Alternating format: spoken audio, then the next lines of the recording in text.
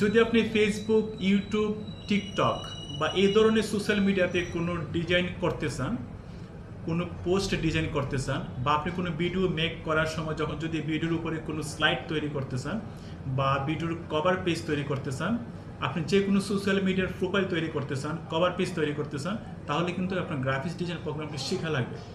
Graphics ডিজাইনে কয়েকটি programme দিয়ে গ্রাফিক্স ডিজাইন ঠিক বলা হয়, কিন্তু এর মধ্যে সবচেয়ে গুরুত্বপূর্ণ হচ্ছে অ্যাডোবি ফটোশপ।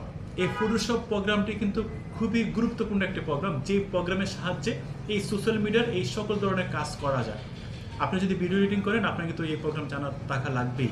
যদি আপনি ওয়েব ডিজাইনে কাজ করেন, তাহলে আপনার এই প্রোগ্রামটি লাগবে। যদি আপনি কোনো একটা অফিসে কাজ করেন, আপনি যদি কোনো ধরনের ফটো রিলেটেড কোনো কাজ করেন, তাহলে কিন্তু ফটোশপ আপনার লাগবেই। যদি আপনার রাজনৈতিক ব্যানার, কোনো দোকানের ব্যানার, বড় বিলবোর্ড, হ্যাঁ, বা ফেসবুকে যত ধরনের সোশ্যাল মিডিয়া যত ধরনের আছে, সবগুলোতে যত ধরনের ডিজাইনিং পোস্ট আছে, সব কিন্তু ফটোশপের সাহায্যে করা। এছাড়া বিভিন্ন অ্যাপস, বিভিন্ন অনলাইনে বিভিন্ন প্ল্যাটফর্মে করা যায়, ক্যানভা বা আদার্স অন্যান্য কিছু আছে, কিন্তু ফটোশপটা হচ্ছে এইরকম যে আপনি ম্যানুয়ালি করতে পারবেন, আপনার ইচ্ছে মতো, আপনার মন মতো কাস্টমাইজ করতে পারবেন। তাহলে ফটোশপের কোনো বিকল্প নাই যদি আপনি এই ধরনের কোনো কাজ করতে চান।